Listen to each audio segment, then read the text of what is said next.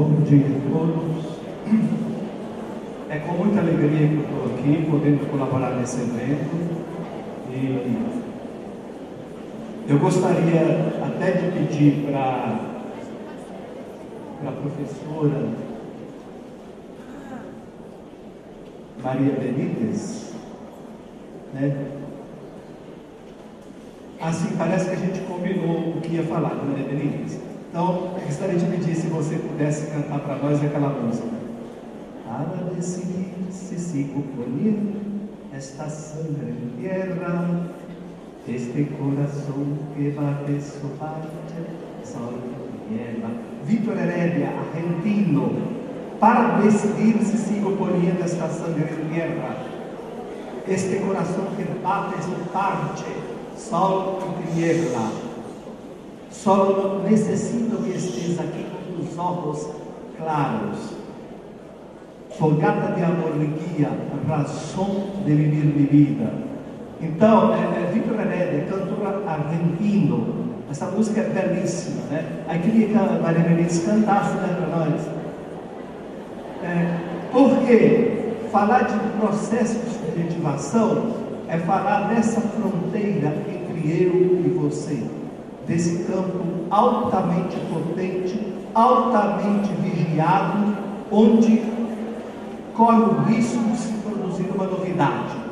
É esse campo de produção afetiva, onde a gente se afeta e se deixa afetar. E para começar a minha fala, eu queria começar com o autor uruguaio Eduardo Galeano, trazendo dele aqui um convite. Então eu faço das palavras, minhas palavras, para fazer um convite a vocês, para a gente pensar esse tema, como é que está sendo a produção de nós mesmos, isso que está no título da palestra, processo de subjetivação, em meio a essa dinâmica de poder que está acontecendo nessa sociedade. Então é isso que nós vamos tratar, o que está sendo feito de nós mesmos, e a escola, quem trabalha com educação, pode desconsiderar essa dinâmica de poder que está nos produzindo desse jeito. Então, é para começar isso que eu vou fazer o convite. Quando o Eduardo Galeano escreveu isso, está no livro De Pernas para o Ar, A Escola do Mundo ao Avesso. Vocês devem conhecer, porque é um texto que circulou muito no Brasil, e é daqui que tiraram aquele tema que abriu o primeiro Fórum Social Mundial em Porto Alegre. Ele estava lá, e uma atriz declamou esse texto, Convite ao Voo. Mas antes do convite ao voo, o título é O Direito ao Delírio. Ele fala um pouco dos problemas das datas, porque esse livro foi lançado num tempo que todo mundo estava envolvido com questões de data, né? De calendário. Terminou o século, terminou o milênio, tal milênio que vai começar, era esse problema aí. Por isso que ele começa falando assim: já está nascendo o novo milênio. Não dá para levar o assunto muito a sério. O ano 2001 dos cristãos é o ano de 1379 dos muçulmanos, os 5114 dos maias, os 5762 dos judeus. O novo milênio nasce no 1º de janeiro, por obra e graça de um capricho dos senadores do Império Romano, que um bom dia decidiram quebrar a tradição que mandava celebrar o ano novo no começo da primavera. E a conta dos anos da era cristã deriva de outro capricho.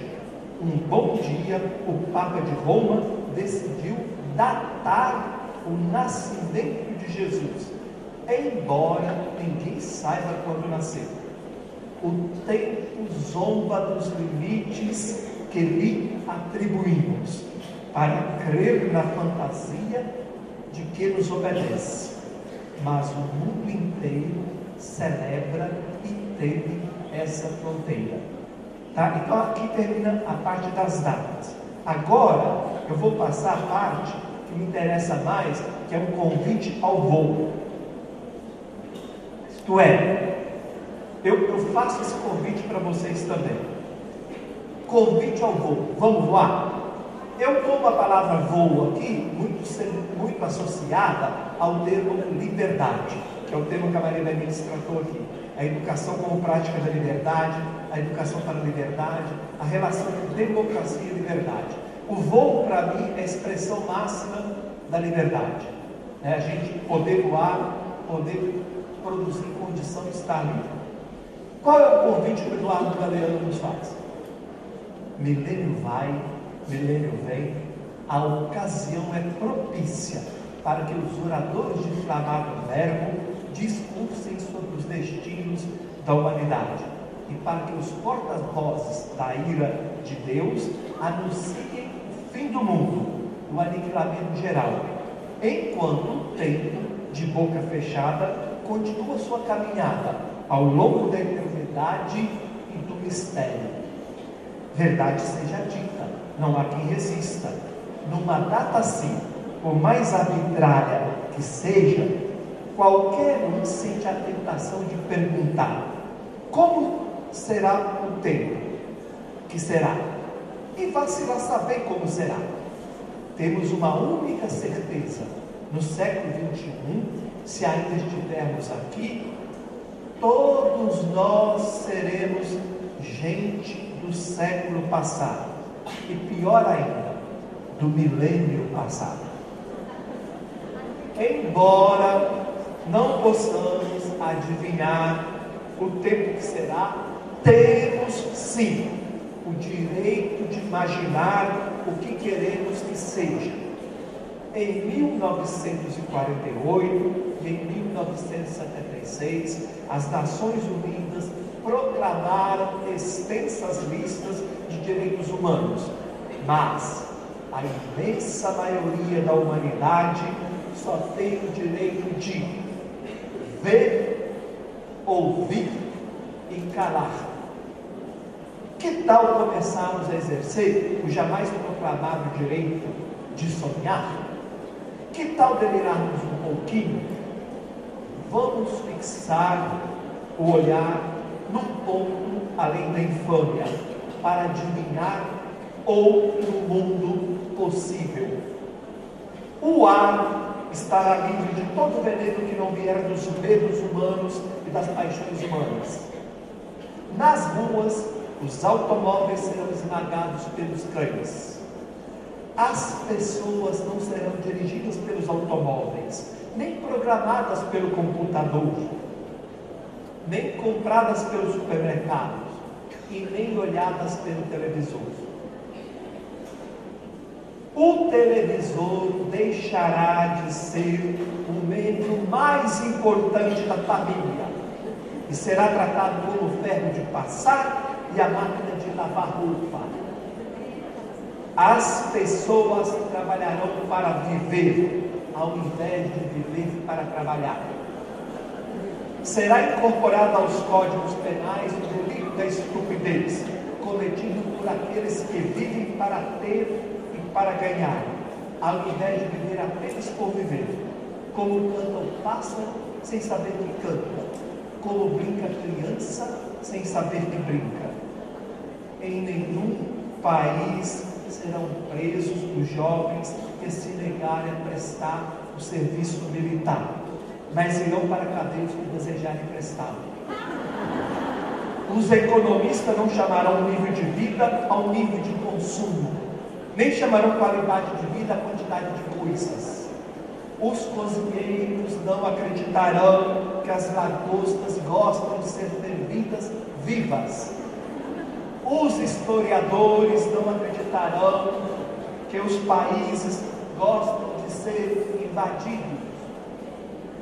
Os políticos não acreditarão que os pobres gostam de comer promessas. Ninguém acreditará que a solenidade é uma virtude, e ninguém levará a sério aquele que não for capaz de rir de si mesmo. A morte e o dinheiro perderão seus mágicos poderes. Nem por falecimento, nem por fortuna, o canalha será transformado em virtuoso cavaleiro.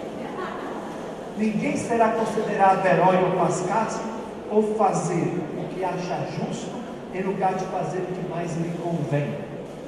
O mundo já não estará em guerra contra os pobres, mas contra a pobreza. A indústria militar não terá outro remédio senão declarar-se em falência. A comida não será uma mercadoria e nem a comunicação um negócio. Por quê? A comida e a comunicação são direitos humanos. Ninguém morrerá de fome, porque ninguém morrerá de indigestão. Os meninos de rua não serão tratados como lixo, porque não haverá meninos de rua. Os meninos ricos não serão tratados como se fossem dinheiros, porque não haverá meninos ricos. A educação não será um privilégio de quem possa pagá-la. A polícia não será um terror de quem não possa comprá-la. A justiça e a liberdade, irmãs gêmeas, condenadas a viver separadas, voltarão a unir-se bem juntinhas, ombro a ombro. Uma mulher negra será presidente do Brasil, outra mulher negra será presidente dos Estados Unidos da América, e uma mulher índia governará Guatemala e outra o Peru. Na Argentina, as loucas da Praça de Maio serão um exemplo de saúde mental, porque se negaram a esquecer nos tempos da amnésia obrigatória.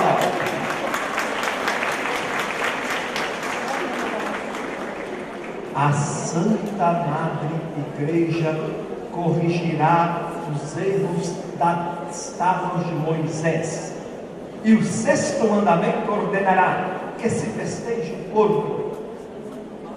A igreja também ditará outro mandamento do qual Deus se esqueceu: amarás a natureza da qual fazes parte. Serão reflorestados os desertos do mundo e os desertos da alma. Os desesperados serão esperados, os perdidos serão encontrados, porque eles são os que se desesperaram de tanto esperar, e os que se perderam de tanto procurar. Seremos compatriotas e contemporâneos de todos que têm aspiração de justiça e aspiração de beleza.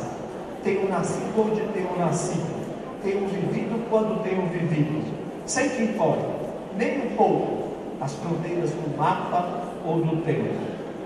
A perfeição continuará sendo um aborrecido privilégio dos deuses. Mas neste mundo confuso e fastidioso, cada noite será vivida como se fosse a última, e cada dia como se fosse o primeiro. Então esse é o convite do Eduardo Galeano para nós.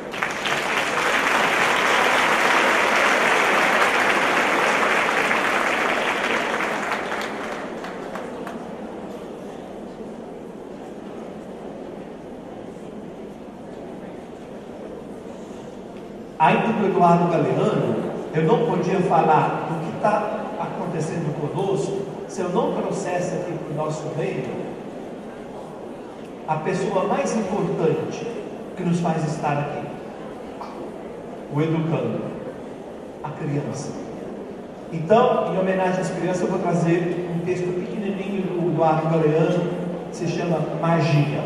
Olha o que o Eduardo Galeano fala. Em Cerro Norte, um bairro pobre de Montevidéu, um mágico fez uma função pública. Com um toque da varinha, fazia com que um dólar brotasse do punho ou do chapéu. Terminada a função, a varinha mágica desapareceu. No dia seguinte, os vizinhos viram um menino descalço que andava pelas ruas com a varinha na mão. Batia em qualquer coisa que encontrava e ficava esperando. Como muitos meninos do bairro, esse menino de 9 anos costumava afundar o nariz num saco plástico de cola. E certa vez explicou: assim eu vou para outro país. Gente, isso é grave, não é? Então, eu quero falar o que está sendo produzido de nós mesmos a partir dessa situação de sofrimento. E entender a produção de nós mesmos num contexto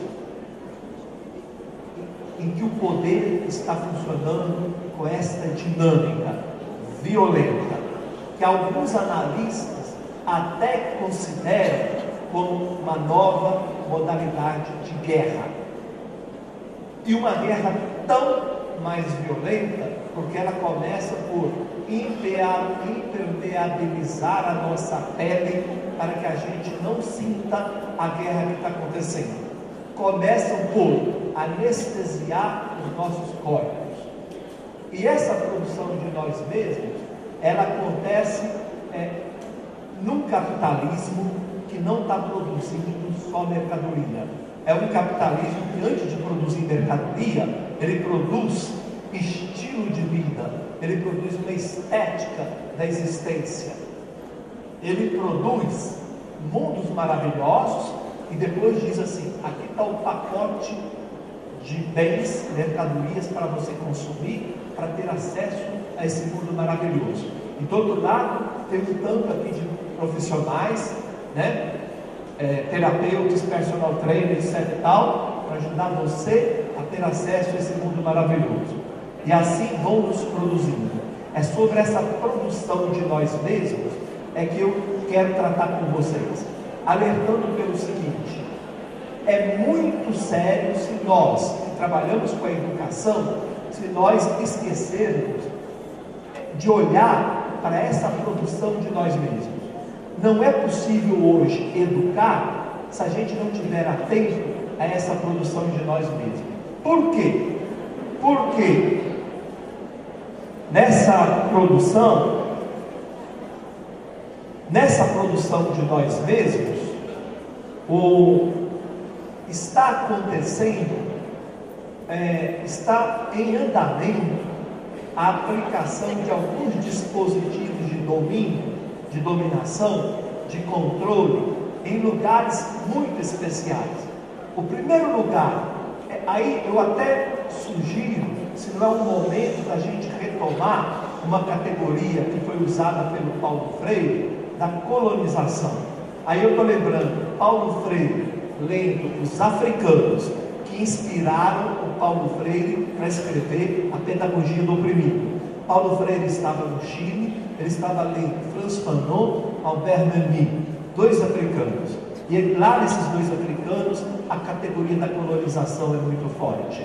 Eu até fico pensando se não é um caso a gente retomar essa categoria e atualizar. Porque veja como é que essa dinâmica de poder está colonizando três territórios muito potentes. Primeiro território de colonização: estão colonizando o vínculo que eu estabeleço comigo mesmo, através do modo como eu cuido do meu corpo. E essa colonização, ela começa justamente pela impermeabilização da minha pele, para não deixar eu entrar em contato com a minha condição precária. A publicidade está por aí dizendo: olha, não precisa ter ruga na pele, tem produtos da indústria farmacológica, creme tal, né? Produtos mágicos, né? Tem produtos diet, produtos light. A medicina se ajuda com a informática, a tecnociência, e aí a gente chega ao ponto sofisticado, para quem tem dinheiro, até de poder fazer um upgrade do corpo, trocar peças do corpo. Então, a colonização do vínculo do sujeito com o próprio corpo é a colonização num ponto poderoso, é a colonização daquele lugar onde cada sujeito tem que se haver com a própria finitude, com a própria precariedade, com os limites. Aí eles nos colonizam aí, dizendo: você pode ser tudo, você pode ser tudo. E aí eu me lembro agora de um autor francês, Dany Robert Dufour, que publicou um livro que chama A Arte de Reduzir as Cabeças. Ele fala assim: olha, esse modelo de capitalismo que está em vigor está com uma arrogância tão grande, tão exagerada, que ele está querendo se apresentar como a nova religião. A nova religião. Qual é a nova religião? A nova religião que tem como objetivo número 1, produzir o sujeito ego-gregário. O que é o sujeito ego-gregário? É um sujeito totalmente egoísta e totalmente sorridente e feliz por ser conduzido pelo rebanho. O gregário é estar no rebanho, ser arrebanhado. E esse capitalismo, para produzir o sujeito ego-gregário, ele tem que destruir duas conquistas da modernidade. Primeira conquista, o sujeito kantiano, o sujeito capaz de pensar, o sujeito capaz de fazer crítica, o sujeito capaz de tomar distância das coisas e pensar sobre as coisas. Então, ninguém precisa pensar, tá? É todo mundo virar autômato, todo mundo virar robôzinho, nada de pensar. Então, precisa destruir o sujeito do pensamento. Quem assistiu o filme da Hannah Arendt viu isso. A Hannah Arendt incomodou, porque na hora que ela foi fazer lá, acompanhar o julgamento do caso do nazista, ela falou: gente, vocês estão escandalizados com isso? Esse homem aí abriu mão da condição do pensamento. Isso está acontecendo com todos nós. Aí a Hannah Arendt não foi entendida, caiu de paulada em cima dela. Vocês viram o filme? Gente, vale a pena ver o filme. A coisa é assustadora. Então, isso que ela viu lá com o carrasco nazista, está acontecendo com a gente. Estão matando a nossa condição de pensamento. Então, o capitalismo, nesse modelo que está vigorando agora, para produzir o sujeito ego-gregário, totalmente egoísta e totalmente arrebanhado, precisa destruir duas conquistas da modernidade. Primeira, destruir o sujeito kantiano, o sujeito que pensa. Segundo, destruir o sujeito freudiano. Significa o quê? O sujeito que coloca limite no desejo, o sujeito que é capaz de discernir que todo desejo é legítimo, mas nem todo desejo pode ser realizado, porque senão não tem vida social possível. Então, o sujeito que coloca limite no desejo não pode ter essa lei do vale tudo, senão não tem vida em grupo possível. Então, estão destruindo como? O incentivo, né? A injunção ao gozo total. Você pode gozar sem limite, as mercadorias estão aí, entra no mundo maravilhoso do shopping center, está tudo para você. Então, o sujeito ego-gregário, esse sujeito alegrinho, contente, não pensa, que se deixa conduzir pelo mercado para as fontes líquidas de Coca-Cola, né? E vai ser feliz, tá? Não pensa, não sofre, sobretudo, banaliza o sofrimento. Não é à toa que a Hannah Arendt falava da banalização do mal, né? O que escandaliza isso? Né? Nós estamos num ponto que estão banalizando a dor, estão banalizando o sofrimento. Não se pode sofrer mais. Tem remédios aí da indústria farmacológica, produtos aí antidepressivos, para anestesiar a gente. E já estão anestesiando as crianças. Isso é horroroso. Isso é mais grave ainda. Mais grave ainda. Então, nessa produção de nós mesmos, então está havendo essa colonização. Então, a primeira colonização, a colonização desse território de vínculo entre eu e meu corpo. Segunda colonização, a colonização do território de fronteira entre eu e você. Inclusive, esta colonização está acontecendo aqui agora, ao ato. Entendeu? Nessa sala, enquanto eu estou falando, quando vocês estão ouvindo, os nossos gestos aqui, a nossa postura, é simplesmente expressão do tanto que essa colonização está sendo eficaz ou não, para a gente não pensar, para a gente ser arrebanhado também, porque se o educador for bom, vai ser perigoso, não pode ser bom.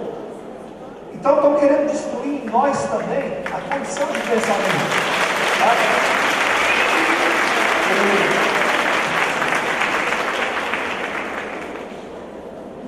E nessa produção desse sujeito que não pensa, tem outros pensadores que estão dizendo: olha, toma cuidado com essas análises que estão vindo aí sobre a crise.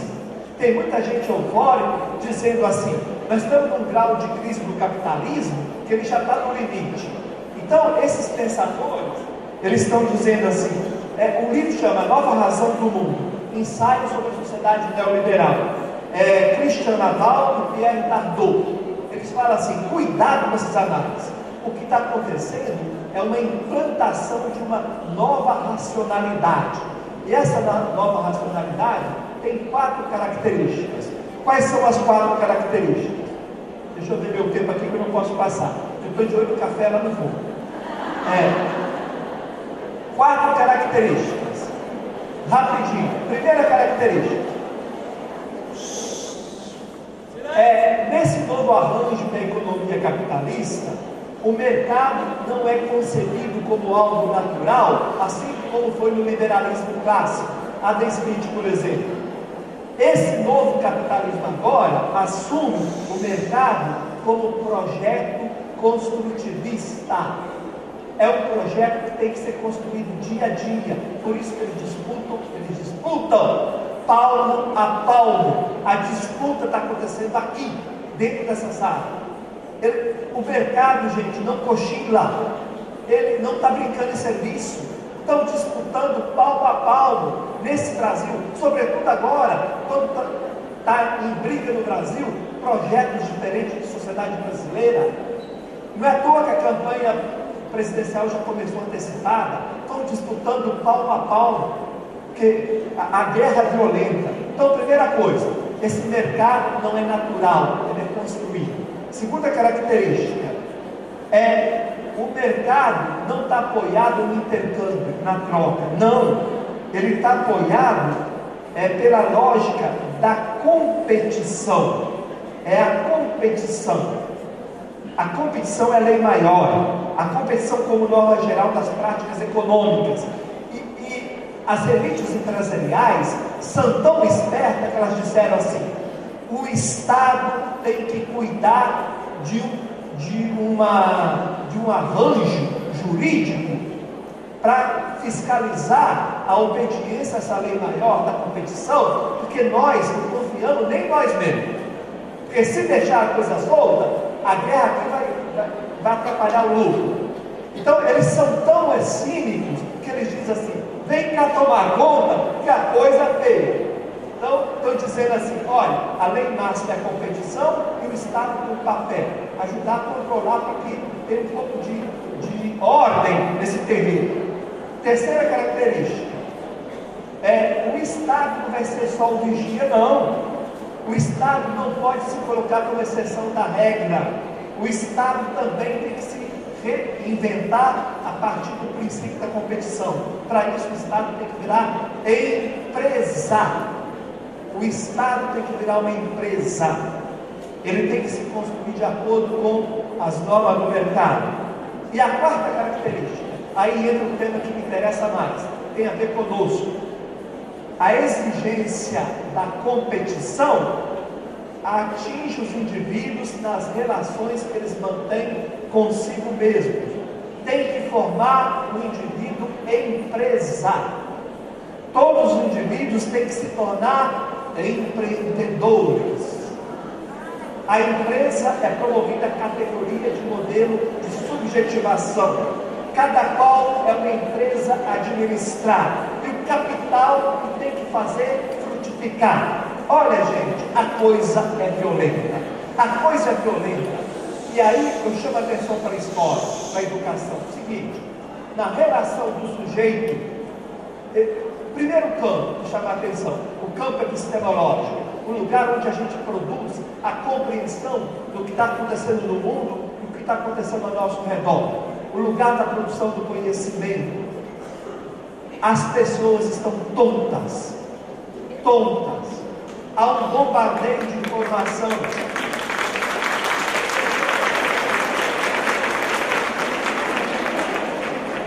com a euforia da tecnologia, estão dizendo que a internet propicia isso, propicia aquilo.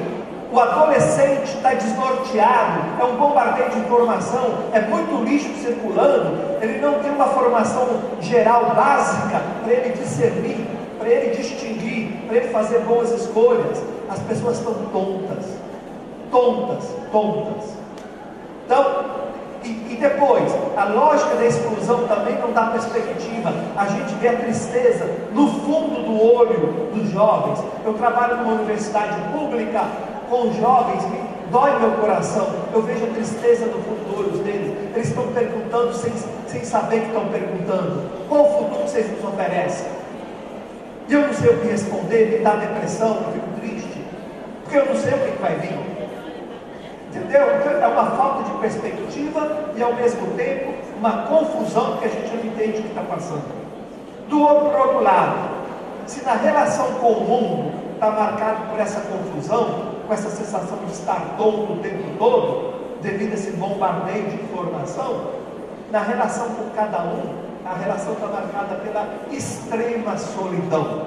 Há muita gente sofrendo, muito sofrimento. Não é à toa que o índice de adoecimento entre nós educadores é alto. Todo mundo sabe.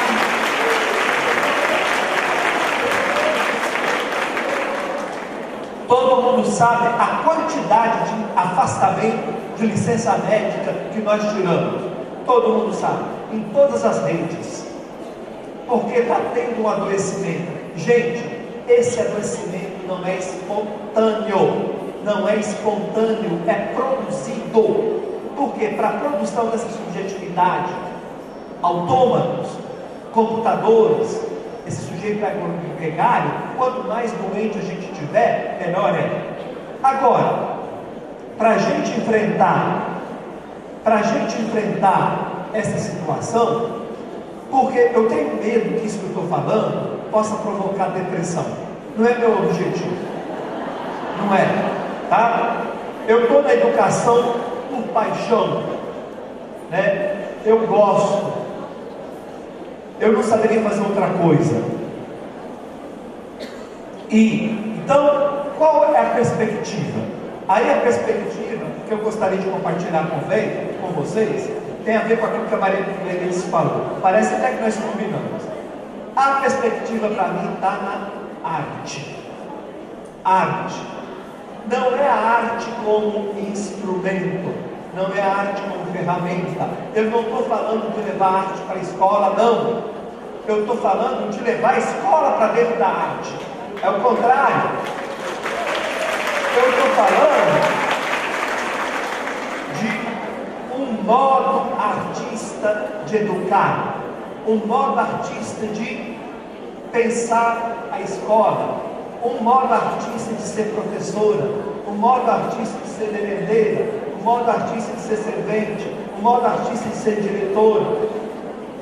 Se esse modo artista for da educação infantil, ele vai ser necessariamente um modo sapeca de ser diretora, um modo sapeca de ser professora. Até pensar um modo sapeca de ser secretário da educação também.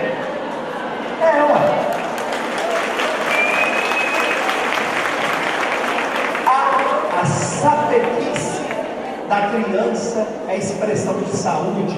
Uma criança que não é sapeca está doente. Então, pensar pelo referencial da arte, pelo paradigma estético, é pensar no modo artista de fazer educação. E esse modo artista significa a gente tentar fazer com que o tempo e o espaço na escola seja tempo e espaço onde educador e educando juntos se lancem no movimento de criação. É movimento de criação. A mesma coisa pensar na escola do adolescente. A escola do adolescente, traduzindo essa expressão da arte, ela tem que ser necessariamente rebelde. Então a diretora tem que ser rebelde, a professora é rebelde, o modo rebelde de estudar matemática, o modo rebelde de estudar história, é a rebeldia. O jovem que não é rebelde está doente. Está doente. A estrutura da escola tem que acolher a rebeldia e dar suporte, e dar continente, dar referência, dar mapas para a rebeldia. Precisa. Então, a escola do jovem, do adolescente, não é mágica. Tem muitos produtos aí, muitas fundações de formação de educação, vendendo produtos, sussurrando que tem soluções mágicas para a educação. Não tem não, gente. A educação é trabalho suado, árduo no dia a dia. Não tem mágica. Não adianta, gente. Eu não quero demonizar a tecnologia, não. É claro que a tecnologia ajuda, mas a tecnologia não pode ser panaceia. A tecnologia, a educação se dá na relação corpo a corpo, afetiva. Eu como educando, o quanto eu me deixo afetar por ele. É isso que se dá. Então, uma educação pensada pela arte é uma educação em que educando e educador se lancem num movimento permanente de criação. Aí eu queria tomar a questão do movimento. Por quê? Porque a arte constantemente está sendo capturada.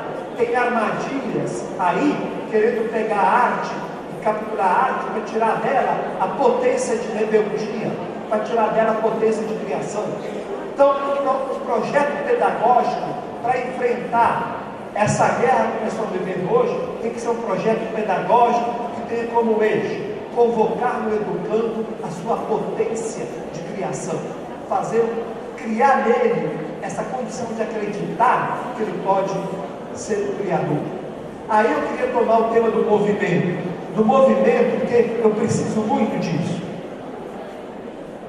porque eu estou entendendo cada vez mais que o núcleo político que nós estamos vivendo, ele pode ser colocado nisso que nós estamos entendendo do movimento. O que é movimento? Para falar do movimento, eu vou contar para vocês uma fábula que vocês devem conhecer, né? Que é de um autor aí de milhares de anos, milênios, né? Esopo.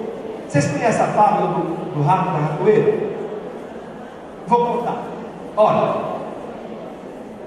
um rato estava no buraco da cozinha quando ele viu um fazendeiro chegando da cidade com a esposa dele. O rato ficou lá no buraquinho de olho num pacote que estava na mão do fazendeiro. Ficou pensando, o ratinho, deve ser um delicioso queijo, e ficou esperando. O fazendeiro abriu o pacote, desembrulhar.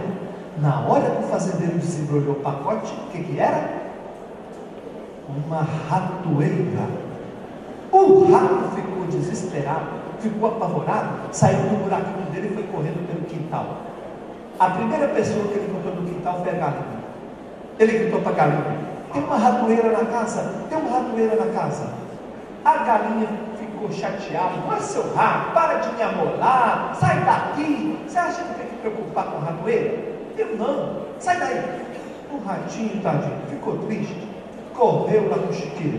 Lá no chiqueiro estava um porco roncando, cochilando, o sono dele da tarde. Aí o ratinho chegou gritando: tem uma ratoeira na casa, tem uma ratoeira na casa. O porco acordou e falou: sai para lá, deixa eu dormir meu sono sossegado. O que eu mais posso fazer para você é lembrar de você nas minhas orações. Mas sai para lá, me deixa sossegado, eu não tenho nada a ver com isso. E o ratinho ficou triste, saiu correndo, foi lá para o curral. Chegou lá no curral, gritando para a vaca: tem uma ratoeira na casa, tem uma ratoeira na casa. A vaca olhou para ele, deu uma gargalhada, falou: ô seu rato, vê se eu tenho medo de ratoeira. Sai para lá, para de gritar no meu ouvido, me deixa sossegado. O ratinho, tadinho, saiu triste, com o rabo das pernas e foi para o seu campo. Quando foi de madrugada, escutaram um estalo na cozinha. Placa! A mulher do fazendeiro levantou, não acendeu a luz, foi lá ver. Como ela não acendeu a luz, ela foi estender a mão. A ratoeira tinha pego uma cobra cascavel. A cobra cascavel mordeu a mão dela. E a mulher adoeceu, ficou de cama.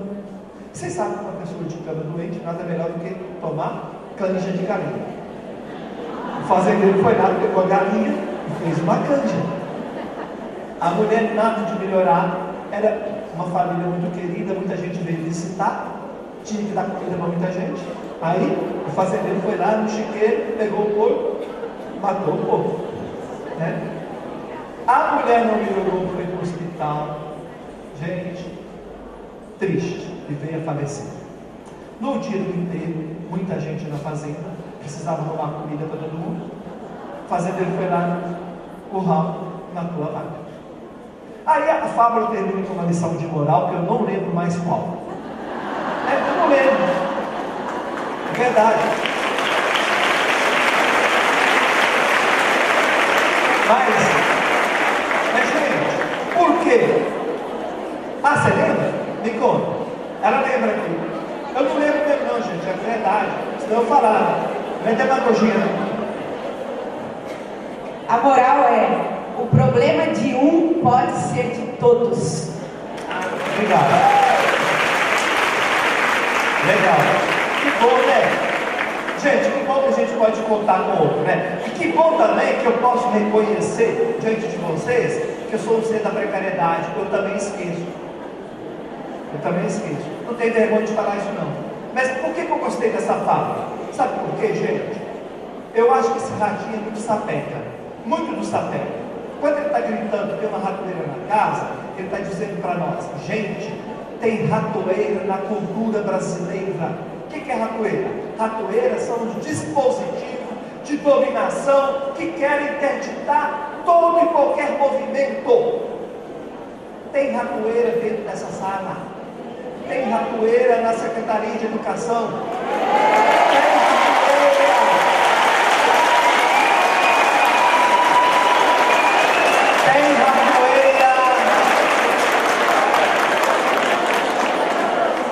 Tem ratoeira dentro das nossas escolas. Gente, são qualquer ratoeira, qualquer dispositivo de dominação, tem ratoeira dentro de nós. O medo é uma poderosa ratoeira. O medo é uma poderosa ratoeira. Gente, ratoeira, olha, num país que foi colonizado como o Brasil foi, tem ratoeiras espalhadas em todos os campos. Então, agora eu quero lembrar o autor, o André Mendes, que escreveu um livro de Memórias do Futuro, onde ele fala assim: olha, gente, ele fala de uma educação interrompida no Brasil. Ele fala assim: no final dos anos 60, 50, 1950, 60, o Brasil estava vivendo uma intensa efervescência cultural, muitos movimentos de arte, Tropicália, Paulo Freire na educação, Augusto Boal no teatro, um monte de movimento. Veio a ditadura militar e deu uma paulada e matou tudo, né? Proibiu tudo. Aí o André Bueno fala assim: era a hora agora da gente recuperar essa educação interrompida. E aí eu entendo, lendo o André Bueno, eu entendo o seguinte: gente, não adianta a gente organizar conselhos nas escolas se a gente não tem esse movimento da participação. E o movimento da participação não vem por decreto, não vem por lei, vai vir pela paixão que a gente tem pela educação. Entendeu? Então, e essa paixão, as faculdades não dão, a universidade não dá paixão. Esse movimento depende, aí vou usar Fernando Pessoa, esse movimento depende do desassossego que mora no peito de cada um. Se a gente está com o corpo anestesiado, já perdeu o desassossego, a gente não vai se movimentar. Não adianta o Carlinhos fazer decreto de lei, que ninguém decretando movimento. Não vai ter movimento. Aí também não adianta a gente. Eu acho que o André Bueno tem razão quando ele fala que a gente tem que fazer um trabalho profundo para desmantelar da cultura brasileira essas estruturas de autoritarismo, de mando. São estruturas profundas que que estão na nossa cultura. Então, nós precisamos fazer isso. Isso não é mágica, isso é trabalho suado, lento, muito vagaroso e muito delicado. Para quê? Para a gente recuperar essa condição de movimento. Então a gente precisa fazer esse trabalho. E é um trabalho na cultura, que é dentro da cultura que estão esses dispositivos, esses instrumentos de dominação. E começa por nós mesmos. E começa então a gente olhando a nossa condição de sofrimento. Por que nós estamos sofrendo tanto? E aí a gente parar de esperar tutela, parar de acreditar em mágica, né? Igual aconteceu nos movimentos na rua. Eu escutei nos discursos dos movimentos da rua, esse movimento de junho, muita gente falando: a gente quer democracia participativa. Eu falei: que ótimo, cadê essas pessoas nos conselhos? Cadê essas pessoas inventando a cidade nova?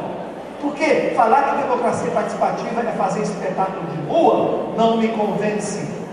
Não se muda uma realidade por mágica nem por espetáculo, se muda por trabalho suado, inventando pau a pau. O mercado que está nessa guerra aí contra nós, nos produzindo para a tristeza e para o sofrimento, ele não descuida de nenhum centímetro. É luta pau a pau. A nossa luta tem que ser pau a pau, sem tutela, sem ficar esperando o que a Dilma nos deu um peito cheio de leite para a gente ir lá mamar na teta dela. Não tem leite, não tem. Isso é pensamento pré-moderno. Para quem passou pela modernidade, a construção é uma aventura de risco, é um trabalho suado. Não tem como a gente se vacinar do risco, não tem como a gente se poupar do trabalho. Aí agora, qual que é a alegria que a gente tem? É que é no trabalho que a gente vai construir uma coisa bonita. Aí entra a arte. A arte então eu estou falando da arte como projeto político-pedagógico. A arte não é instrumento, não é recurso didático. A arte é proposta. Aí eu lembro Foucault, fazer da vida uma obra de arte. Foucault lendo Nietzsche, porque Nietzsche nos ensina isso. Nietzsche nos ensina, olha, o primeiro ponto é o mergulho na tragédia, é o desassossego. É como se Nietzsche estivesse lendo Fernando Pessoa ou estivesse lendo Adélia Prata, nossa poetisa mineira. Primeiro é cada um roçar o traje, cada um sentir o tranco do traje, cada um se dá conta que nós nascemos e a única certeza que a gente tem nessa vida é que nós estamos, entendeu?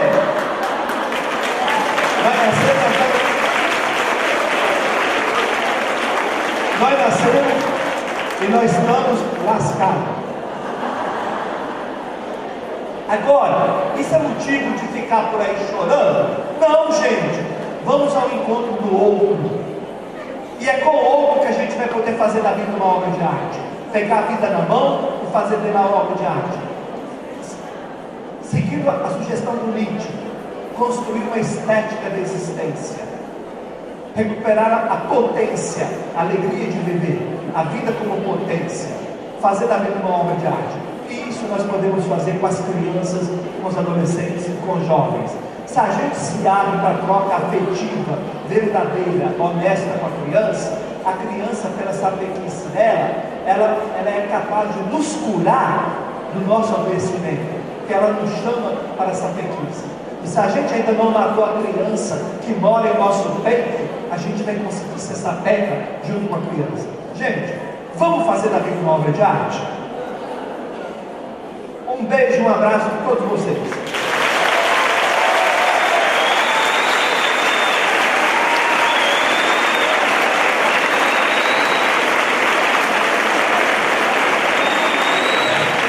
Gente, só para encerrar, eu nem precisaria falar nada aqui, mas eu quero fazer 3 pequenos comentários que eu acho que são muito importantes. O primeiro deles é lembrar o último evento promovido pela administração passada, aqui mesmo no CEF, lá embaixo, que eu participei em dezembro, resgatando o que a Maria Benítez falou. a decisão política de conduzir para um lado ou para o outro. Muitos aqui assistiram. Veio aqui uma consultora da Rede Globo falar sobre o sucesso, não foi? Então, a decisão política de a gente mudar e abrir outras possibilidades para o debate do processo educacional. Essa é uma questão que eu quero lembrar em cima da fala da Maria Denise. Quero fazer um rápido comentário sobre a questão da palestra dela. Eu gosto muito de citar uma frase que é atribuída ao Péricles, que diz assim, que o cidadão que não participa da vida da cidade, ele é um inútil, porque os gregos que inventaram a política, que é a arte de decidir coletivamente na praça os interesses da cidade, eles tinham o valor da participação. Tudo bem, era uma sociedade machista, no contexto cultural, o cidadão só era um homem adulto, né? A mulher não participava da vida política, o estrangeiro, o escravo, mas o valor da cidadania, da decisão coletiva, era um valor daquela sociedade. Então a política, participar do dia a dia da cidade, era uma obrigação. Quero fazer por isso que o Aristóteles, que não era um democrata, defendia que a cidade fosse um núcleo urbano pequeno e um campo grande, com muitos camponeses que viessem pouco à cidade, porque aí eles se reuniriam muito pouco para tomar as decisões que interessariam o conjunto e deixariam a oligarquia comandar a cidade. Então, eu acho que é fundamental esse debate que nós estamos fazendo aqui hoje, porque só assim nós vamos conseguir fazer a educação em São José avançar, não só em São José, no nosso estado, no nosso país, porque os teóricos do liberalismo defendem a apatia política, porque a apatia política em cima do argumento, porque aí os radicais, os desajustados, aqueles que são desenraizados, segundo eles, não vão conseguir influir na tomada das decisões políticas, que são a essência da vida em comunidade. Valeu.